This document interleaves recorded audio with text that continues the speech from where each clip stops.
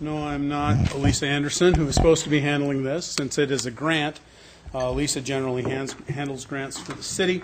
We have Kevin Mulcaster with Mead & Hunt, who's a consultant for our airport realignment project, and Tony Bean. Doesn't get any better, Gary. Sorry. Hey, I've got stage fright. Tony Bean, our executive director of the Pullman-Moscow Regional Airport. What you have before you, Tony and Kevin are prepared to give a presentation today. There was a variation of that presentation which was given last week at the regional breakfast meeting, quarterly regional breakfast meeting at the University in Best Western. Several council members and the public weren't there to see that, so it's a pretty good presentation as to the background on the airport project. What you're being asked to do tonight is to approve a resolution that is necessary to be executed by the sponsors of the airport, two sponsors, City of Moscow and City of Pullman.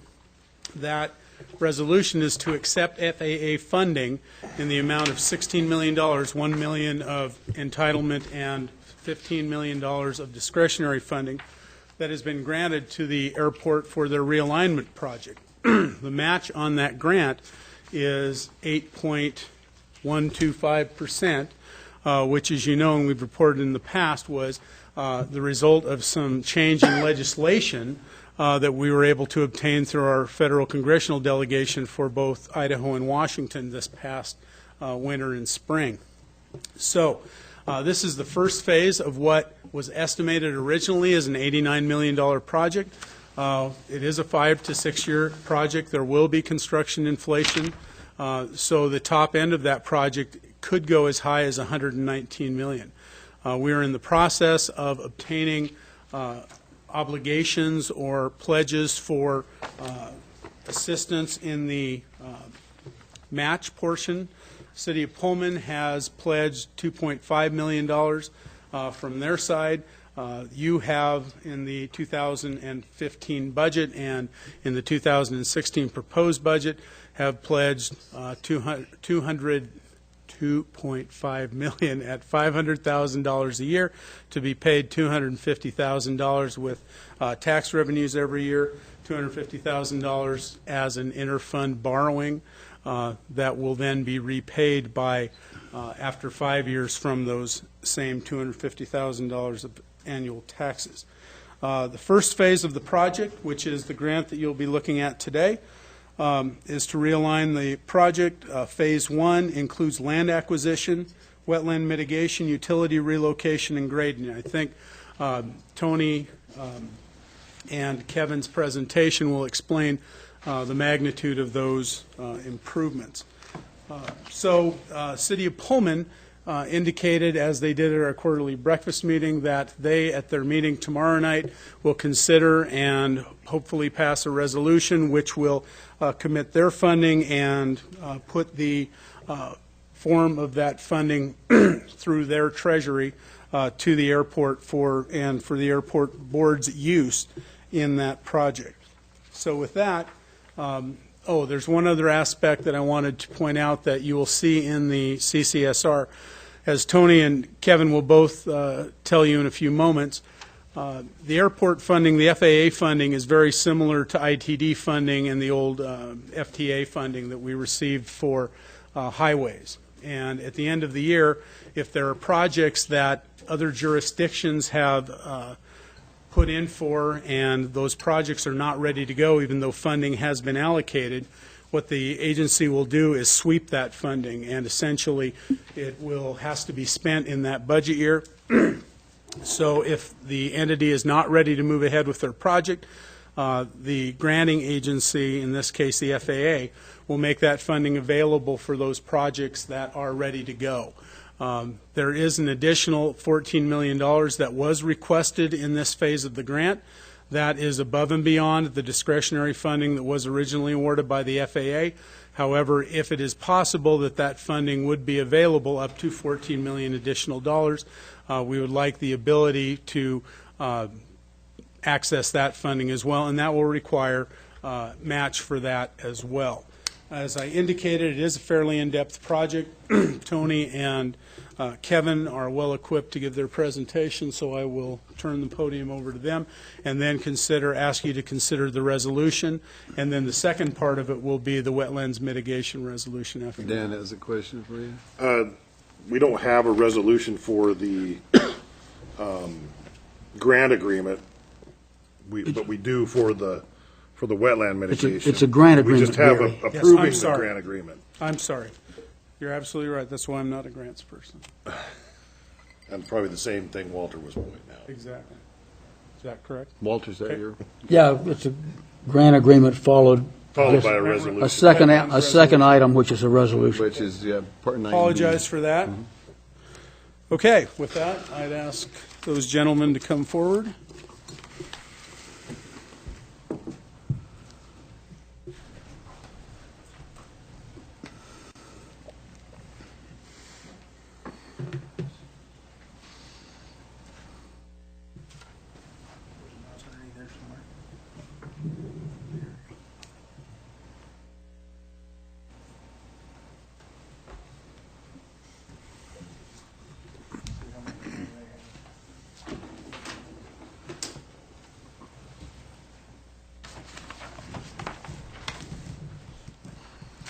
Mayor, Council, thank you for having me up here again. I'd like to give a brief presentation that was given Wednesday, as Gary alluded to, so that you can get a better understanding of the history, the background, kind of what's going on with the project, and then we'll go through what's happening right now and then take the questions that the council may have.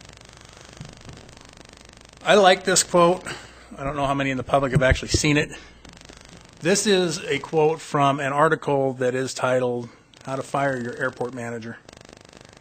Because if I'm not doing this, something's probably wrong. If I don't believe this, and the airport board that you appoint on behalf for the Idaho side, and again, Pullman appoints on their behalf, but it talks about airports being communities' largest and most valuable public investment, that one that can or should play the biggest role in promoting long-lasting economic development and growth in the surrounding region. Your airport is your town's most important connection to the world. I believe that statement in a lot of cases, because airports are different than highways. Highways, the state has those, they fund them, they decide where they're going to go, how they're going to get there. The airport belongs to you. You decide. You decide what direction you want the airport to go in, what kind of services you want to have out there, what kind of destinations you'd like to have. You let us know, and that's what we work towards. So you have direct control of that asset. It is yours. The board of directors sponsorship, what's happening currently, the benefits, the project itself, and then the funding sources, because that is the big thing we're working through right now, is how we're going to pay for this. I'm stealing from Mayor Lambert with this. He made a comment, so I put the picture up here. In the 1880s, if your town was in an area where you had rail systems, this is what you had. You had the train show up, and rail access gave you access to everywhere around the country, and you had a lot of commerce, a lot of business. If you didn't have rail systems, this is what it looked like. It dried up for a lot of towns. No transportation access means that you start gradually just losing your access to the goods and services in the area. And with the railroad, that was continental. With an airport, now it's global. The sponsors, Moscow and Pullman, the two cities are the sponsors as recognized by the FAA. However, the airport board is made up of both universities, Latah County, and then the Port of Whitman County is a non-voting funding partner. And those are the members, both mayors, sit as the chair and vice chair respectively, and the members of the board.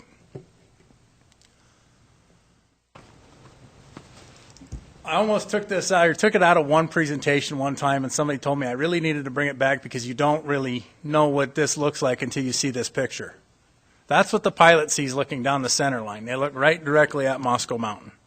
And when it's foggy and you can't see, that's not a good picture, when you know that's out there. So one of the things that they are trying to do with the realignment is move this point from here and move that runway to where it's in the lower area.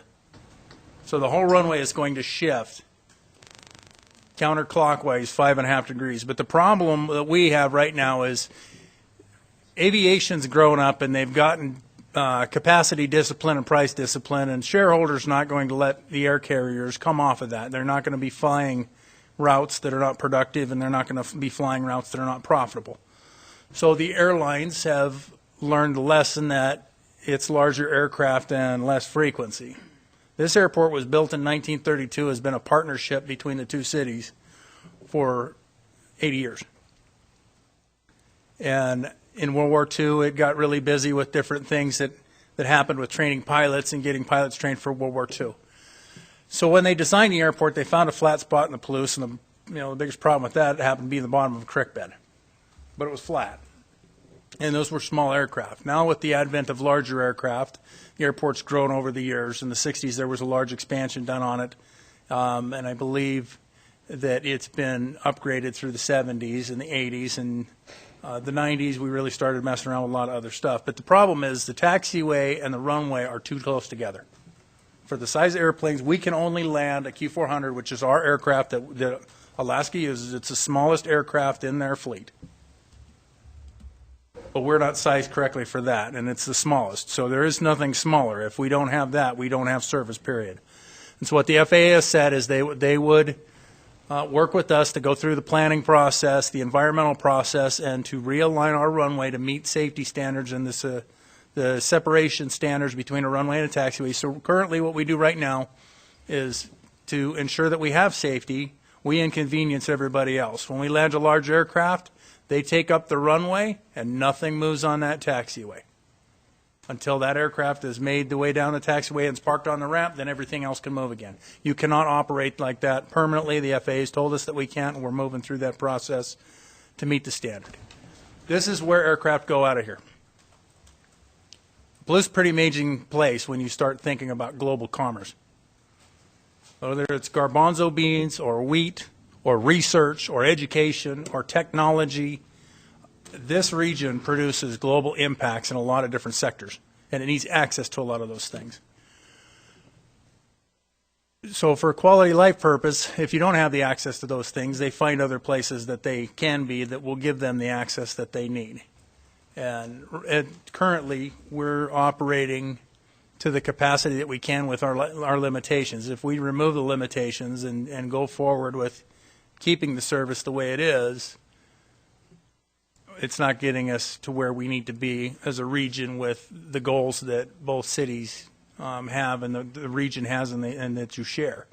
If we go forward and get it fixed, then pretty much the sky's the limit at that point. What do you want it to do? Instead of me telling you how all the ways that we can't do something, which I'm sure nobody really likes when staff comes up and says, well, we can't do this and we can't do this. You've got visions and goals and things that you want to see.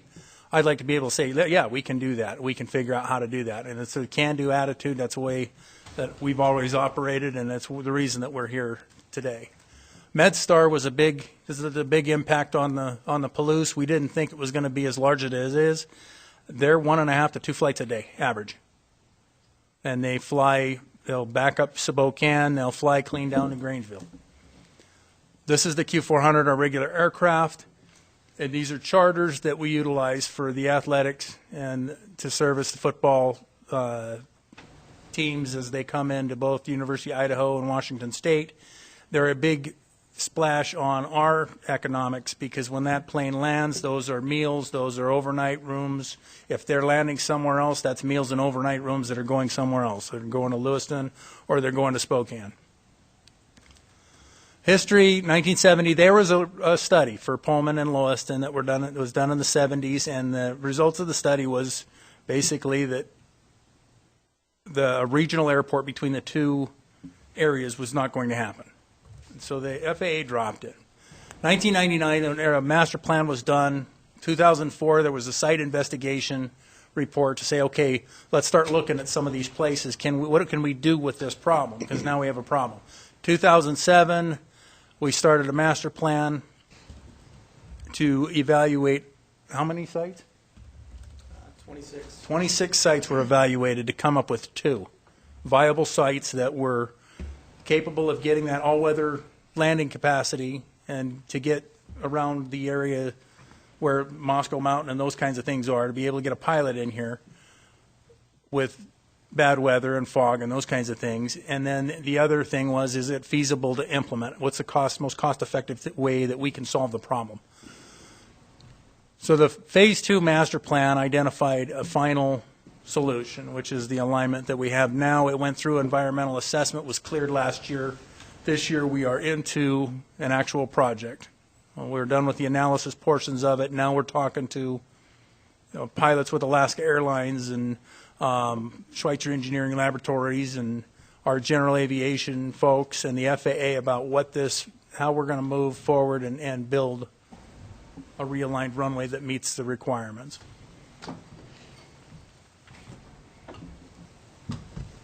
So the Vince Lombardi quote, I think it epitomizes the relationships that have existed as long as this airport has. Because this thing does not do itself by any stretch of the means. I can't do everything for it, and I don't know that any one partner can, but there's a lot of individual commitment to the group effort to get this done. And it makes it work. It's a wonderful thing to go to other areas and talk to other board members, and they ask the question about how Pullman-Moscow works, and then when I tell them who the partners on the board are and that they actually function, and when we get a lot of things done, it's astounding to a lot of people, but it's normal for us because it's how we do a lot of things. There's 19,000 cities and towns in the United States, roughly. And out of that 19,000, or roughly 450 commercial airports, over 10,000 enplanements. That is a pretty astounding number. But then you start looking at Olympia, Salem, those are capital cities, do not have a commercial service airport. You have one, and a lot of the communities that if they lose commercial service, they spend everything that they can to try to get it back. And we want to make sure that we retain it for you. Vision's been a big piece of this. It takes effort, it takes commitment. We've had it. There is an excellent vision moving forward that's a unified vision. Project success requires specialized skills and relationships, and that's why we hire consultants.